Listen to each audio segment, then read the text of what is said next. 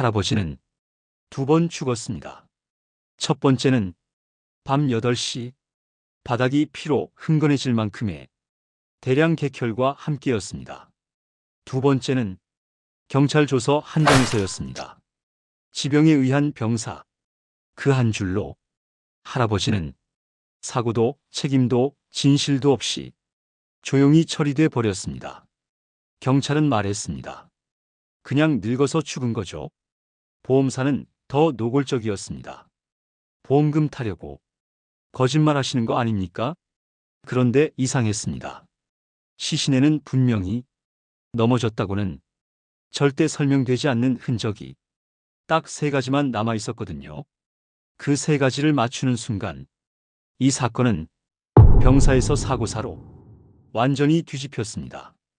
결과는 사망보험금 1억 원, 전액 지급. 오늘은 아무도 의심하지 않았던 보이지 않는 살인자를 단 72시간 만에 찾아낸 그 기록을 말씀드리겠습니다. 사건은 가을의 조용한 시골 마을에서 시작됐습니다. 오후 5시 할아버지는 동네 막걸리 집에서 친구들과 한잔하시고 집으로 돌아오셨습니다. 아주 평범한 하루였습니다. 그런데 밤 8시 으윽헉 할머니가 방문을 열었을 때 할아버지는 바닥에 쓰러진 채 피를 토하고 계셨습니다. 119는 늦었습니다.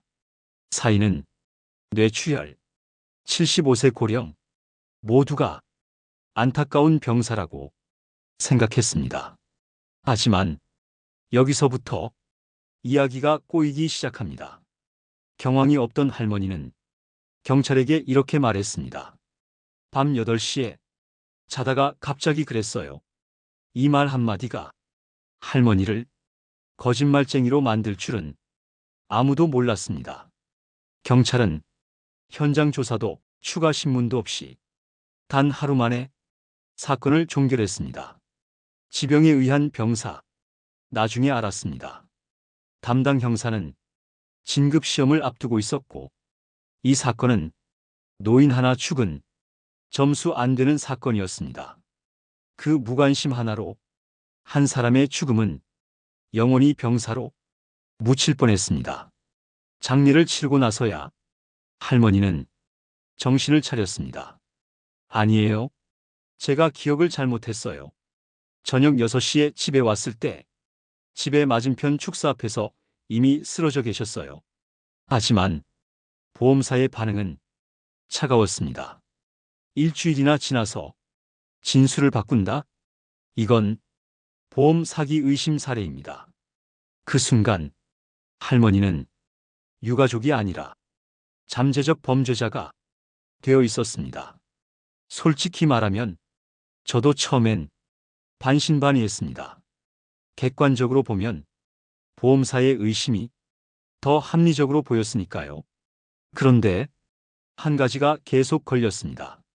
정말 거짓말이라면 왜 굳이 경찰 진술을 뒤집었을까? 거짓말쟁이라고 보기에는 누가 보더라도 180도 입장을 바꾸는 것이라 의심을 받을 수밖에 없는 주장이었으니까요. 제 본능이 말했습니다. 현장으로 가라. 진실은 항상 책상 위가 아니라 현장에 있습니다.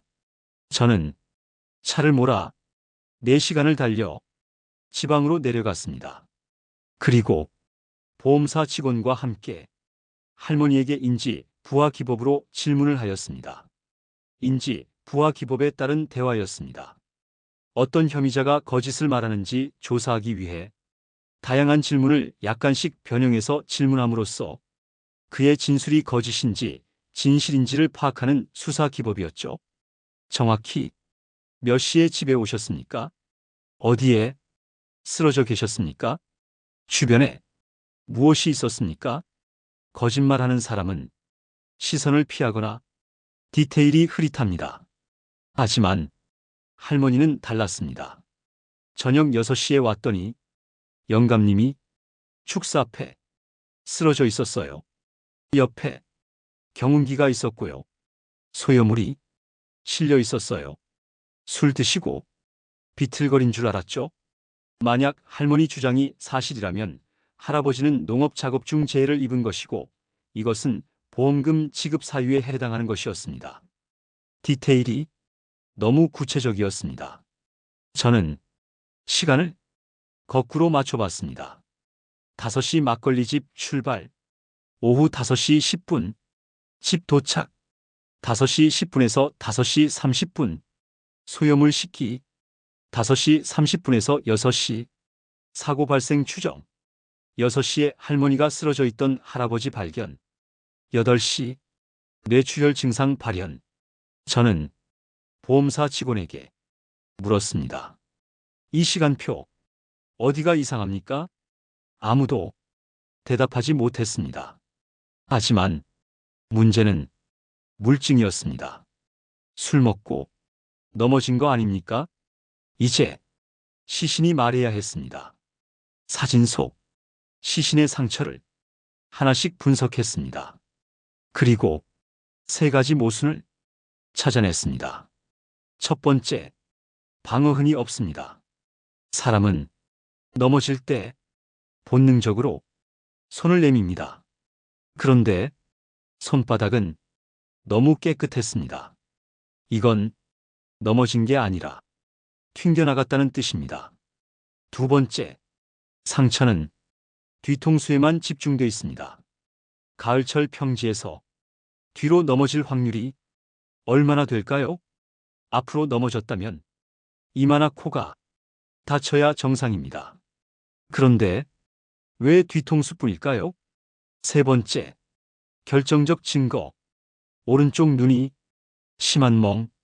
눈은 두개골 안쪽에 깊게 들어가 있습니다. 맨 땅에 얼굴을 박아도 코나 이마가 먼저 부딪힙니다. 그런데 눈만 멍이 들었다? 이건 넘어짐이 아닙니다. 정확히 눈을 노린 타격입니다. 그 순간 퍼즐이 맞춰졌습니다.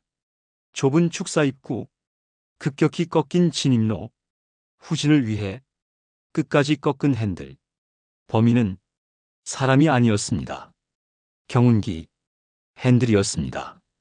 그날 오후 5시 30분 할아버지는 소여물을 싣고 경운기를 몰아 축사로 들어가려 했습니다. 공간이 좁아 핸들을 끝까지 꺾는 순간 콰직 강한 반동으로 핸들 손잡이가 튀어올라 오른쪽 눈을 정통으로 강타했습니다. 그 충격으로 몸이 뒤로 튕겨나가며 뒤통수가 콘크리트 바닥에 부딪혔습니다. 손을 쓸 틈도 없었습니다. 그래서 방어흔이 없었습니다. 뒤로 튕겨나갔습니다. 그래서 뒤통수만 다쳤습니다. 핸들이 눈을 때렸습니다. 그래서 눈에만 멍이 들었습니다. 모든 퍼즐이 완벽하게 맞았습니다. 병원은 소견을 정정했습니다. 지병사에서 외상성 뇌출혈, 경찰도 사고사로 사건을 변경했습니다. 보험사는 더 이상 반박하지 못했습니다. 결과 사망보험금 1억 원 전액 지급. 할머니는 제 손을 붙잡고 아무 말도 못한 채 한참을 우셨습니다. 그 울음에는 슬픔보다 거짓말쟁이로 몰렸던 억울함이 더 많았습니다. 진급시험에 눈먼 경찰, 실적에 눈먼 보험사. 그 사이에서 한 할머니는 범죄자가 될 뻔했습니다. 진실은 추적하는 자에게만 보입니다. 지금까지 소비자 탐정이었습니다. 억울한 소비자들을 더 많이 돕기 위해 구독과 좋아요, 알림 설정 부탁드립니다. 여러분의 사연도 댓글로 남겨주세요. 제가 직접 찾아가겠습니다.